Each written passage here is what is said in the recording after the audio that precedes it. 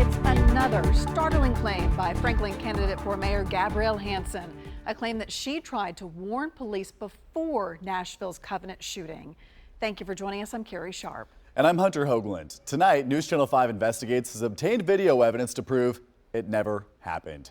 Our chief investigative reporter, Phil Williams, has dug up yet another exclusive. And Phil, making up stories about the Covenant shooting, there's just no words. That's right. Of course, Gabrielle Hanson is a current Franklin alderman and a candidate for mayor. After we heard about her claims to have had a premonition and having shared it with Franklin police, we decided we had to see it for ourselves. This is police body cam video that Gabrielle Hanson might not have thought the public would ever see. How are you? Good. It shows when a Franklin police officer came to her home back in March to take a report about threats she claimed to have been receiving as a result of her controversial attempt to block Franklin's Pride Festival. If Hanson can be believed, we should find evidence here in this video about how she had tried to sound the alarm before Nashville's Covenant School shooting. The Wednesday before that shooting was when the police came to my house to register the reports for the phone calls and the death threat. In an interview with a local podcaster, Hanson had claimed that she had a premonition before Covenant. So here we go. A premonition that she claimed she shared with this officer on this day. And I looked at that officer and I said, I'm telling you right now, I have zero basis for what I'm about to tell you other than my gut. Nobody's tipped me off. Nobody said anything, but my gut is telling me there's going to be an active shooter.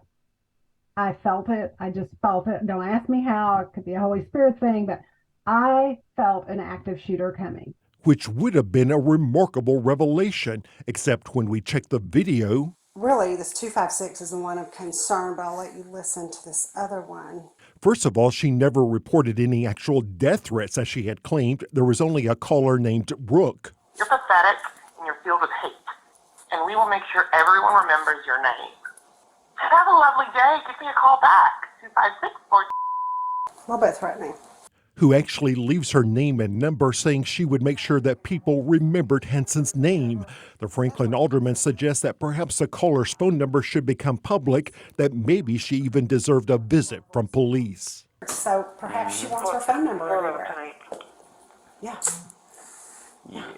Or maybe a follow-up with her that kind of just didn't, her tone was a little threatening. What exactly are they going to do? How are they going to remember me exactly? Right. What do we having planned, Brooke? Yeah, exactly. Yeah. The officer politely listens, but Franklin police would decide that there was no crime to investigate. There's a lot of emotion, and especially I know in the gay community, they tend to be more emotional. Hanson does express concern about protesters potentially clashing at the vote on the Pride Festival, but during the 23-minute video, she never mentions anything remotely like the Covenant School shooting. No mention of a premonition, no mention of an active shooter, no mention of the Holy Spirit. I hope you have a change of heart. We showed the video to Jason Rowlett, whose daughter was inside Covenant on that fateful day. Any conceivable reason she would make this up? I can't really justify it. I mean, my assumption is it somehow makes her look credible about something serious, but I think it did anything but that. Alderman Hanson publicly slandered the victims of the March 27th massacre at our school. Back in May, Rowlett called for Hanson to be removed after she had in the same podcast spread a completely false story about the shooter's motivations, claiming she had a source with inside knowledge. Yet for weeks, Hanson had dodged questions about her claims, and when we caught up with her and her husband outside the Williamson County Courthouse, Is this a joke to you, Miss Hanson? she suddenly put her phone to her ear. Miss Hanson, do you think telling stories about the Covenant shooting is a joke? Do you not owe voters an explanation? And Hanson's fabrications have gone even further in a talk radio interview questioning how actress Melissa Joan Hart happened to be near Covenant at the time of the shooting to help children who were trying to escape. Well, maybe that's why Melissa Joan Hart was there. She must have known it was going to happen also. She's playing off of people's pain, your pain. Absolutely.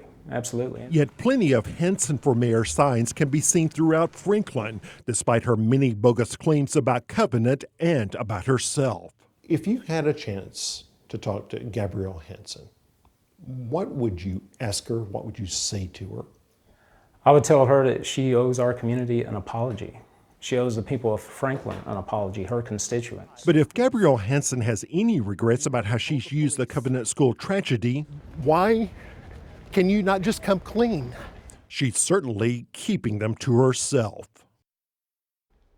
Ms. Hanson is running for mayor on a pro-morality campaign. How these sorts of claims square with her campaign message, Carrie, that's obviously for voters to decide. That's right. We'll be watching. Thank you, Phil. Now, meanwhile, the Franklin Board of Mayor and Aldermen is scheduled to vote tomorrow night on whether Hanson should be censured for completely on a different issue. She's accused of using her position to try to force the Nashville Airport Authority to provide funding for a nonprofit group she supported.